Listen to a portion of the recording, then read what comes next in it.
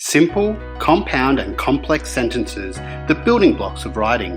But when should you use each type of sentence? Well, this video will help you answer that question. Welcome authors to Next Level Writing.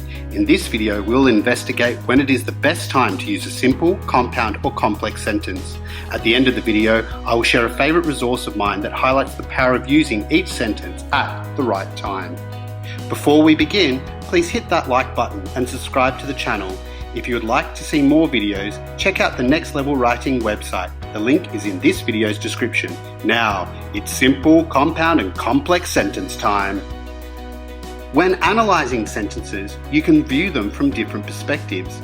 On the one hand, you can view sentences from a grammatical perspective. On the other hand, an ideas perspective. In this video, we'll be viewing sentences from an ideas perspective. What do I mean about an ideas perspective? Well, all sentences are used to convey information about a subject. That is called an idea. Each of the types of sentences can be used in different ways. So let's have a look how they can share ideas. First up, simple sentences. We start off with the base type of sentences, the simple sentence. The reason a simple sentence are called simple is because they focus on one idea about a subject. Let's look at an example. Here is our first example of a simple sentence. Notice how it has one idea about the subject, Chris, and that idea is that he is a werewolf. Here is another example of a simple sentence. While it may look like many things are being said here, it is actually only one idea, the character's appearance. For that reason, this is a simple sentence because it focuses on one idea. Now, compound sentences. Now, with compound sentences. To compound means to consist of several parts. For this reason, a compound sentence consists of two separate ideas about the same subject. Here is an example. And here is the example of a compound sentence. You can see that the first idea is that Chris goes hunting at night. The second idea is that he goes for long runs through the countryside.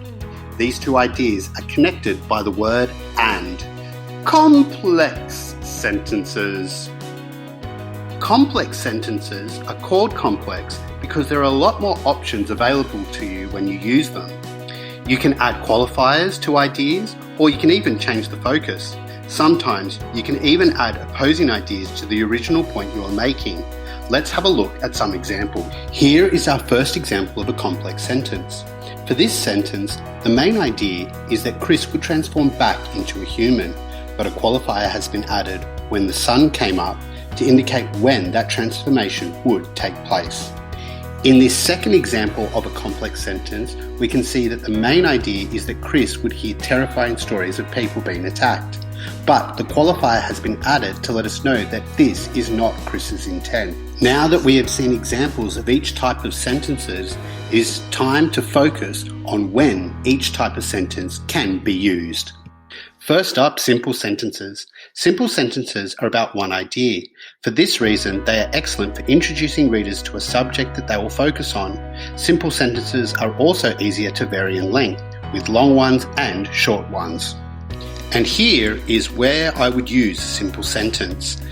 They're great for introducing a subject at the beginning of a paragraph or the beginning of a story. They are great for speech and dialogue. They are excellent for emphasizing important points or explaining difficult or original concepts where the reader might have no previous knowledge. Now to compound sentences. Because compound sentences contain two ideas about the same subject, they are excellent to add flow to your writing and prevent the reader having to stop and start with each new idea. Recommendations for when to use compound sentences include when the subject has been established and you are writing the body of a text, when you need to share multiple ideas or move the reader along quicker so that you can get to the next point.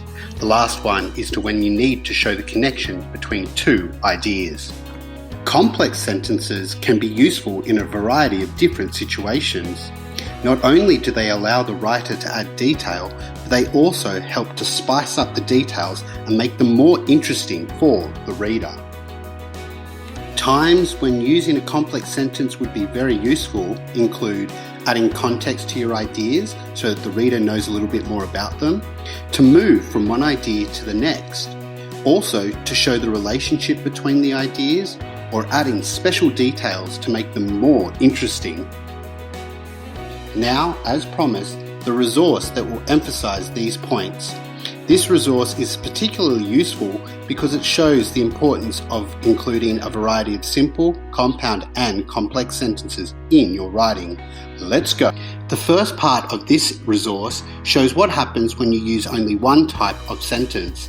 I suggest you pause the video and have a read and see what happens as you, the reader, evaluates this piece of writing. The second part of this resource shows what happens when you use a variety of types of sentences in your writing. Like the last time, I suggest you pause the video and evaluate what you think about this piece of writing. To add to this resource, I have highlighted the different types of sentences as they are in this inspirational paragraph at the end. Have a look and see how each sentence has been used throughout the paragraph for a range of different purposes. And that, authors, is that. When to use simple, compound and complex sentences from an ideas perspective. Remember to hit that like button and subscribe, and as always, keep striving to take your writing to the next level.